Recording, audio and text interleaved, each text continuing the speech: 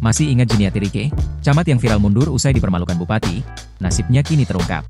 Masih ingat sosok Jeniati Rike Ekawati? Jeniati Rike Ekawati pernah jadi perbincangan pada tahun 2023. Saat itu, Jeniati Rike Ekawati menjabat sebagai camat Rantepao. Jeniati Rike Ekawati disorot usai mengundurkan diri.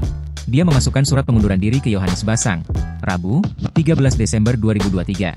Alasan mengundurkan diri menjadi camat Rantepao karena merasa sudah tidak nyaman. Jeniati Rike Ekawati mengundurkan diri setelah dipermalukan Yohanes Basang atau Karib disapa Ombas, saat apel gabungan di lapangan Bakti, Rantepao, pada Senin, 11 Desember 2023. Jeniati dilantik sebagai camat Rantepao pada 15 November 2022 oleh Bupati Toraja Utara, Yohanes Basang. Kabar terakhir, Jeniati Rike Ekawati telah memiliki pekerjaan baru. Usai mundur dari jabatan camat Rantepao, Jeniati dimutasi ke Dinas Perpustakaan dan Kearsipan, Dispersip, Kabupaten Toraja Utara. Jeniati Rike Ekawati kini menjabat sebagai penyuluh kearsipan.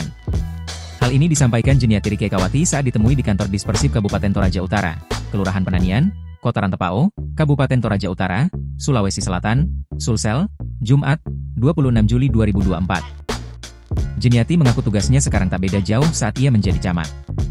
Jeni mengaku banyak bersentuhan dengan masyarakat. Ia ke dinas-dinas hingga ke masyarakat memantau dan memberikan arahan kepada pejabat di kedinasan lainnya hingga ke desa-desa tentang pentingnya untuk rapihan dan kelengkapan pengarsipan.